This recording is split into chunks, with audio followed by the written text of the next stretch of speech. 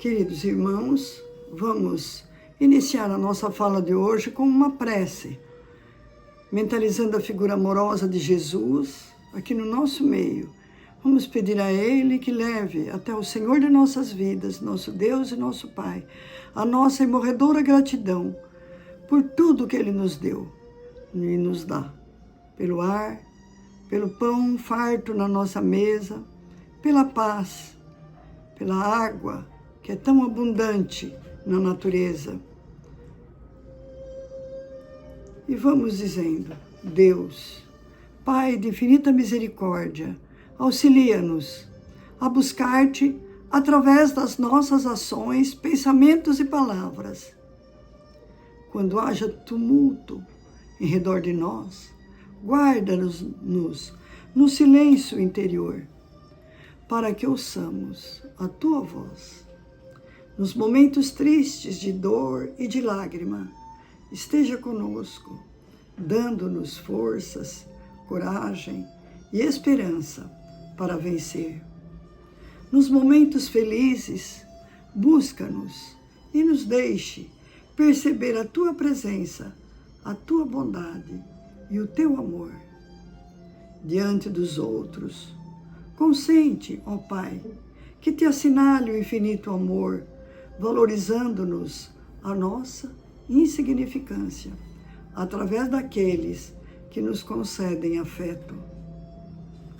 Se aparecerem adversários no nosso caminho, faze-nos vê-los como sendo instrumentos de trabalho, para que trabalhemos o nosso interior, dentre aqueles com que nos aperfeiçoas. Abençoa esta casa de amor e caridade, todos os trabalhadores, todos os assistidos, os auxiliares, os colaboradores, os que de uma forma ou de outra contribuem para o exercício sublime do teu amor. Abençoa-nos hoje, agora e sempre. Graças a Deus. Então hoje nós vamos falar sobre mediunidade. Mediunidade, ela está codificada num livro chamado O Livro dos Médiuns, que Allan Kardec organizou. Toda a codificação, os 5 livros, foram ditados por espíritos de luz, espíritos superiores, que ditaram, através dos médiuns, as normas, as leis que devem reger os fundamentos da doutrina espírita e da lei de amor que é o cristianismo. O Cristo veio ensinar o amor e trazer a paz. Mas ele disse: eu não os deixarei órfãos, eu enviarei o Consolador. E ele nos mandou esse Consolador, que esclarece as aparentes injustiças que existem na Terra. Essas aparentes injustiças, na verdade, é a justiça sublime do céu, que nós pedimos para atravessar por essas borrascas, por essas dificuldades, por esses desafios, a fim de lapidar o nosso espírito. Que se tudo for em brancas nuvens, a gente não aprende a ser melhor. De vez em quando, precisamos de uma medida um pouco mais drástica, assim como castigamos a criança que não vai na escola, que cabula a aula, que não faz a lição de casa. A gente tira o celular, a gente põe ela de castigo no quarto para ela fazer a lição. Assim também, a espiritualidade maior atende o nosso pedido de dar-nos, de alguma forma, um cutucãozinho, a fim de que a gente acorde para a vida superior. Porque quando estamos doentes, quando estamos em dificuldade, nós não falamos mal da vida alheia, nós não temos raiva, ódio. Ao contrário, a gente se apega com Deus, pede ao Senhor que nos ajude e tem mais serenidade, desenvolve mais paciência, mais ternura, mais amor. Então, a mediunidade é uma graça divina que o Espírito pede para antes de se encarnar, para que ele possa servir o próximo, para que ele possa aprender a amar. A mediunidade é a capacidade de se comunicar encarnados com desencarnados e também encarnados com outros encarnados que estão à distância, que estão em outro lugar, longe. Então, o médium, todos nós somos médiums, mas aqueles que têm a mediunidade mais ostensiva é porque ele pediu a Deus para trabalhar para o próximo, para aprender a amar, para queimar etapas e vencer mais facilmente o mal que nós trazemos dentro de nós. Porque enquanto estamos trabalhando na mediunidade, nós estamos ajudando o próximo, nós estamos orientando, nós estamos com Deus e nós estamos desenvolvendo o nosso lado bom. A mediunidade não é exclusividade do espiritismo. Em todas as religiões e até ateus que não professam nenhuma religião possuem mediunidade. Os sonhos podem ser mediúnicos. Os egípcios usavam a mediunidade em todos os tempos. Eles conversavam com as estátuas e as estátuas respondiam intuitivamente através do pensamento, porque eles tinham uma fé muito grande naquelas deuses deles. Não importa que eles amavam deuses de pedra, eles não tinham conhecimento de Deus, Pai amoroso. Eles conversavam com as estátuas, iam buscar orientação, opinião, agradecer, pedir apoio para as realizações. Então, em todos os tempos, reis, sacerdotes, imperadores tinham entre os seus assistentes sacerdotes ou magos que sonhavam e davam orientação para ele do que ia acontecer no futuro. Eram sonhos proféticos. E também os imperadores também sonhavam, os faraós, e aí eles contavam o seu sonho para o sacerdote, para os magos, que eram médiuns, e eles interpretavam o que é que iria acontecer. A Bíblia, o Velho Testamento e o Novo Testamento, está repleto de fatos em que os sonhos, acontecia sonhos proféticos ou encontros mediúnicos, vamos dizer assim. José, do Egito, interpretou os sonhos do faraó. O faraó havia sonhado que ele estava na frente do rio Nilo e saíam do rio Nilo 7 vacas gordas e iam pastar. E depois saíam 7 vacas magras. E as vacas magras engoliram as vacas gordas, mas não engordaram por isso, continuaram magras. Aí nenhum dos sacerdotes, os auxiliares dele, não conseguiram interpretar o sonho. Aí na noite seguinte, ele sonhou que estava numa lavoura e que ele via 7 espigas de trigo bem cacheadas, com grãos enormes, umas espigas maravilhosas, bem desenvolvidas. E tinha 7 espigas mirradas, sem grãos, inguiri, sem vida nenhuma, não ia produzir nenhum trigo. E aí as 7 espigas mirradas engolem as 7 espigas gordas e fortes.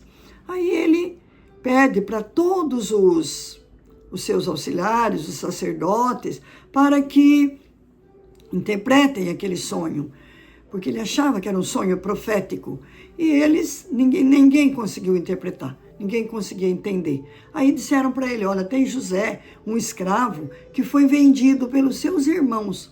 José era ismaelita, era hebreu, e ele tinha 11 irmãos. Como ele tinha sonhos muito proféticos, ele era o caçula. O pai tinha uma verdadeira veneração por ele e distinguia ele dos outros irmãos. Então os irmãos, com raiva, venderam o José, escondido do pai, para os ismaelitas, mataram uma cabra, sujaram o capote dele, do José, de sangue, e falaram que um animal selvagem comeu o José e trouxe só a capa para o pai.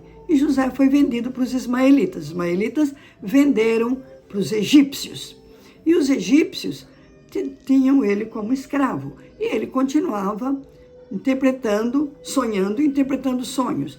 Aí o faraó pediu, traga esse escravo aqui.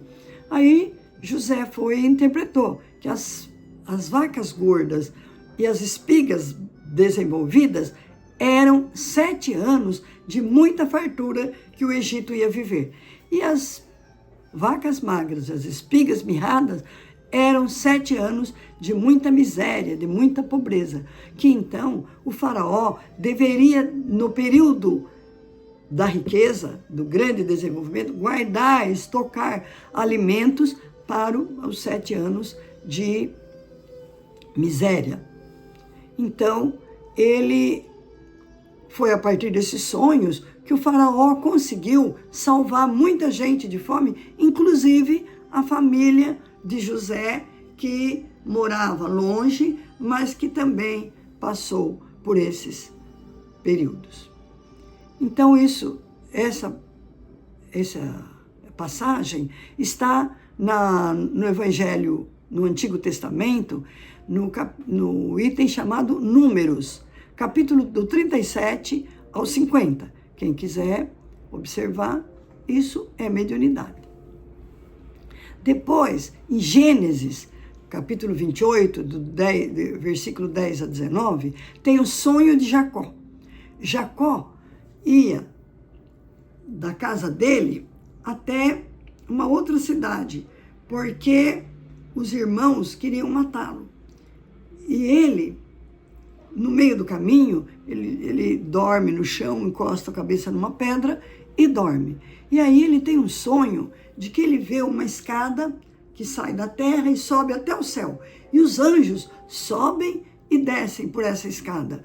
E ele ouviu uma voz que dizia: eu sou o Senhor teu Deus, que te darei toda esta terra para a sua descendência, que vai povoar todo o planeta. E ele fica muito lisonjeado, ele fica muito feliz. E ele interpreta esse sonho como sendo uma escada em que os anjos do céu descem para ajudar os homens e depois que eles ajudam, eles sobem pela escada até o céu. Mas os homens não conseguem subir por essa escada, até que um dia esses homens consigam virar anjos, desenvolver todo o seu lado bom, aí ele vai conseguir. Muito mais tarde, construíram então uma torre de Babel, que seria uma torre que começasse da terra e chegasse até o céu. Mas evidentemente que ela não chegou até o céu e nenhum anjo desceu por ela. Então, é o sonho de Jacó, tá? Na Bíblia, em Gênesis. Aí tem no Novo Testamento, que é o testamento de Jesus, a partir do nascimento de Jesus, o anjo Gabriel aparece para Maria de Nazaré e diz para ela que ela foi escolhida por Deus para ser a mãe do Salvador. Isso é mediunidade. Na verdade, eles chamavam de anjo porque o espírito que veio falar com Maria era todo iluminado, pareciam asas, parecia que ele tinha asas. Então, ela, muito humilde, ajoelhou e agradeceu. Disse assim: faça, Senhor, em mim a sua vontade. Aí está no Evangelho de Lucas, capítulo 1, versículo de 26 a 38. E também José era noivo de Maria. Ele precisou ser encorajado também a tomar essa decisão importante de ser o pai do menino Jesus, que não era filho dele. Aí um anjo aparece para José e fala: José, filho de Davi, não temas receber Maria por esposa, pois o que nela foi concebido vem de Deus, do Espírito Santo. Isto é, o filho não é teu, é filho de Deus. Está em Mateus, capítulo 1, versículo 20. Tudo isso é mediunidade, é comunicação do encarnado com o desencarnado. Às vezes o desencarnado aparece, às vezes o encarnado vê, às vezes não vê, mas é comunicação de espírito com encarnado.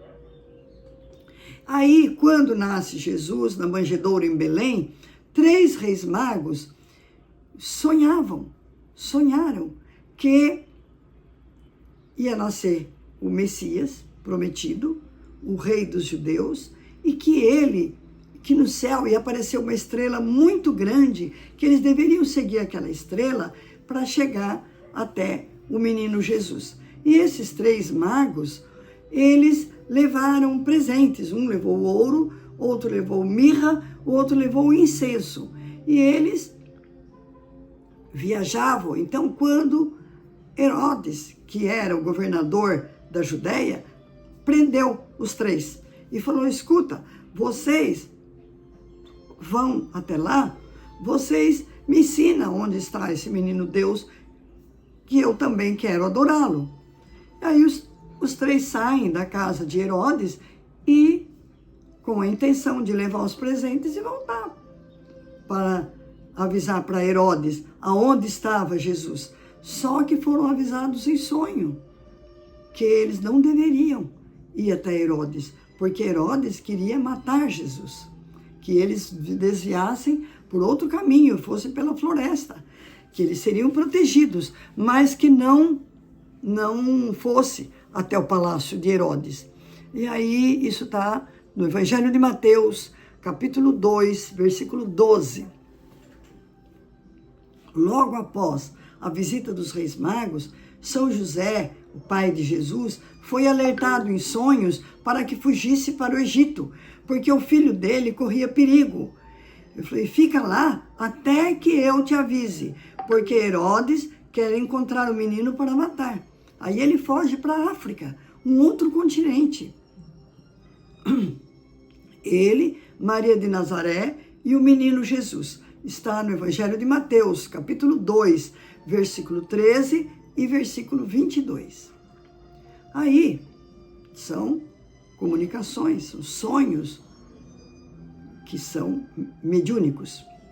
E depois, quando Jesus vai ser crucificado, que ele está preso, a mulher de Herodes, a mulher de Pilatos, sonha que um anjo fala para ela: pede para Pilatos não mexer com Jesus, porque ele é justo, ele é um homem bom. E ela conta para ele, mas Pilatos não dá meia importância, porque Pilatos ele quer agradar os judeus, porque ele tinha muito negócio, fazia muita corrupção junto com os judeus. Então, ele não se importou. Mas quando Pilatos estava sentado no tribunal, a mulher dele veio e reforçou o pedido: não faça nada contra este justo. Esta noite eu fui atormentada por um sonho que lhe diz respeito. Mas Pilatos lavou as mãos. Falei: eu sei que ele é justo, mas eu lavo as mãos, façam o que quiserem dele. Aí está também no Evangelho de Mateus, capítulo 27, versículo 19. Também um sonho profético da mulher de Pilatos. Aí temos, depois da morte de Jesus, temos a conversão de Paulo de Tarso. Ele se chamava Saulo, ele era um desembargador, acima de juiz da lei mosaica, ele era um rabino. E ele tinha uma noiva chamada Abigail. E ele perseguiu os cristãos, porque na visão dos judeus, o Cristo não era o Messias prometido, era um impostor, um homem. Eles eram muito materialistas, acreditavam muito no valor do dinheiro. E eles diziam: esse Jesus não se salvou nem a si mesmo. Foi preso, morto numa cruz no meio de 2 ladrões. Como que eu vou seguir um homem desse? Não, ele não é, ele é um impostor. Aí, Paulo, então, tinha uma noiva chamada Abigail. Aí ele mandava prender e matar os cristãos. Aí um dia ele pega um cristão, os soldados pegam um cristão fazendo pregação, chamado Estevão. E ele leva, assina a sentença de morte, que Estevão deveria ser lapidado. Eles achavam que apedrejando lapidava o espírito. Morrendo o corpo, o espírito saía liberto daquele pecado, daquele crime de ser cristãos. Para eles, era ser cristão é um crime. Como hoje muita gente fala que comunista é criminoso e assim por diante, eles tinham essa visão. Então, ele convida a noiva, estava nas vésperas do casamento, ele convida ela para ir assistir a lapidação de Estevão no teatro. E ela não quer ir, porque ela fala que ela não gosta de ver esses espetáculos, mas ele força tanto ela, porque para ele era uma conquista tão grande lapidar um cristão, salvar uma alma para Deus. Aí ela vai. Por amor a ele, ela vai. Chegando lá, eles amarram Estevão. Tem vários espetáculos no teatro, aí eles amarram Estevão num poste e os soldados começam a apedrejar. Aí ela olha e fala assim: Saulo, é meu irmão, o Gesiel. Aí Saulo manda parar o apedrejamento, recolher o corpo dele, levar para um quarto, um cômodo lá dentro, e pede para ela ir conversar com o irmão dela. Aí ela vai e fala: Gesiel, é você? E você usa o nome de Estevão? Ele disse assim: olha, Abigail, perdoa Saulo, continua com ele, case-se com ele, porque ele é um espírito muito bom, ele está equivocado no momento. A hora que ele se converter ao cristianismo, ele vai ser o maior baluarte do cristianismo, nós precisamos dele. Eu falei: mas me conta, como que você virou Gesiel, virou Estevão? Aí ele disse assim: é porque eu fui preso e torturado, mas como eu era muito forte e muito inteligente, eles não me mataram, eles me condenaram a ser escravo nas galés. Galés eram aqueles escravos que ficavam remando os barcos, porque não existia motor de barco, eram os remadores. Então tinha, assim, mais de 30 remadores que ficavam remando, e como ele era forte, ele ficava remando, e ele era um escravo do remo, trabalhava no remo dos barcos. E um dia o barco conduzia um romano chamado Sérgio Paulo. E aí o Sérgio Paulo contraiu lepra, e a lepra não tinha cura. E ele estava então todo cheio de ferida, com muita febre, para morrer. Aí falaram para ele: nós temos um escravo aí que cura lepra. Ele curou a lepra de vários escravos. E porque os escravos pegavam lepra e ninguém tratava deles, jogava no mar para acabar de morrer no mar. Então Estevão, Gesiel, né? O nome dele era Gesiel até então, curava os outros escravos. Aí Sérgio Paulo falou: traga esse homem aqui. Aí o Gesiel subiu até os camarins onde estava Sérgio Paulo e fazendo orações, aplicando passes, Sérgio Paulo ficou curado. Aí ele falou: eu vou dar a liberdade para você, só que você tem que fugir num barco. Deu um barquinho a remo para ele, falou: você foge e muda de nome, porque se te pegarem te matam, porque você é considerado trânsfuga, ou seja, fugindo do cativeiro. Aí ele então sai do barco durante a noite, vai remando até uma praia próxima, e lá ele se torna então, volta a fazer as pregações do cristianismo e adota o nome de Estevão. E aí até que Saulo o pega e ele vai ser lapidado. Então, nessa altura, o Saulo não tinha mais coragem de voltar para a noiva. Ele sofria, a amava acima de todas as coisas, mas ele falou: mas eu não posso, porque eu matei o irmão dela. Como que eu vou ter coragem de me casar com ela? Ela não vai me perdoar. Aí ele ficou afastado. Aí ela pegou tuberculose, que ela ficou muito triste, deprimida com a morte do irmão. O noivo nunca mais visitou, ela não tinha pai nem mãe, que eles já tinham morrido. Ela então contraiu tuberculose, quase não comia. E aí disseram para ela que tinha um cristão que curava a tuberculose, aí ela falou que ela queria conhecê-lo. Aí Ananias, era um velhinho, um judeu velhinho, veio e explicou para ela do cristianismo, porque ela ficou muito impactada com o irmão. Ele falou, meu irmão, pelo cristianismo, ele curou Sérgio Paulo, ele curava os escravos, então eu devo conhecer, quero conhecer o cristianismo. Aí Ananias vinha, trazia os pergaminhos com as parábolas de Jesus, ela lia, ficava encantada. E aí, quando quando ela estava nas vésperas da morte, ela mandou chamar Saulo para se despedir dele. Aí ele veio e viu que ela estava muito mal, estava ruim, que chamou médicos, mas não adiantava mais porque ela já estava no fim. Aí ela falou para ele, Saulo, eu também sou cristã, leia os pergaminhos, as parábolas de Jesus, ele é o Messias prometido. Aí ele fica amargurado, porque ele falou, meu Deus, quem foi que te converteu ao cristianismo? Aí ela explica, foi Ananias. Procura Ananias, você vai gostar demais. Você é uma pessoa muito justa, muito certa. E a lei de Deus é a melhor que existe, a lei que Jesus prega. Aí ele guarda aquele nome e fala assim, se a minha noiva morrer, eu vou matar esse Ananias, porque ele pôs a perder a alma da minha noiva. Ela não vai para o céu, ela vai para o inferno, porque ele transformou ela numa cristã. Eu hei de pegar esse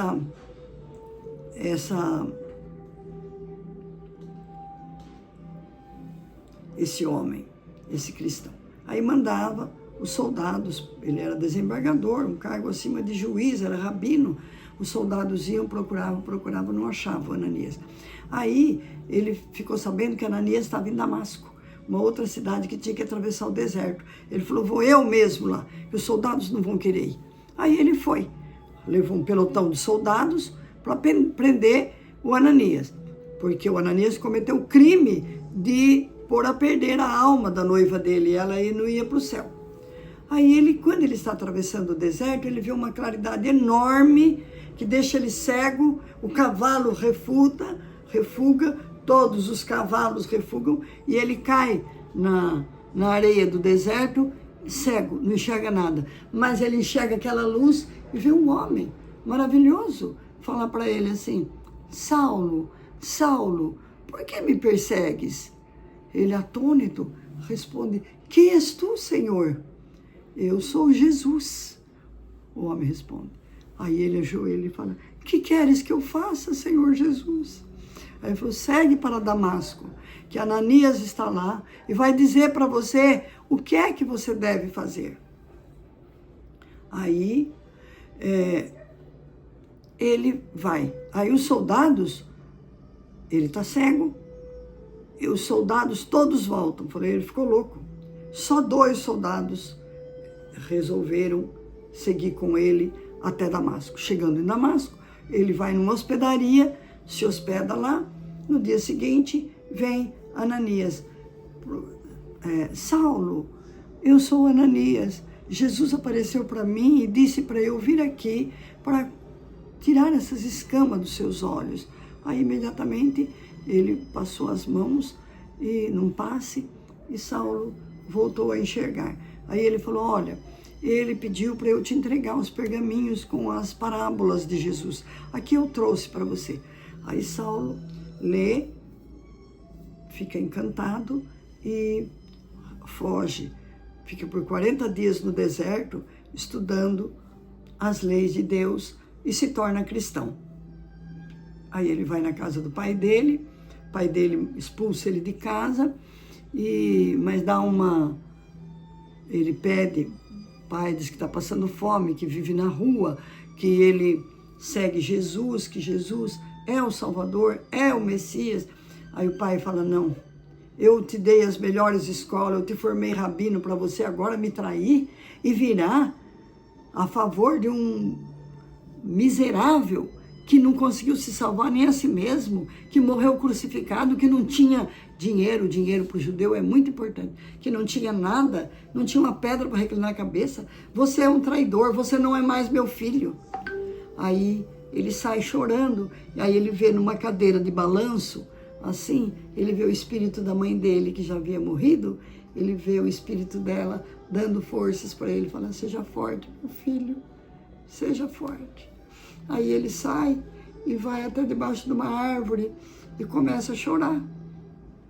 E fala, oh meu Deus, o que eu devo fazer? Se eu procuro os discípulos de Jesus, eles me expulsam, porque falam que eu sou traidor. Se eu procuro os judeus, eles me apedrejam, que falam que eu sou inimigo. O que eu faço? Aí aparece para ele a Abigail, a sua noiva que já havia falecido, Estevão, o irmão dela,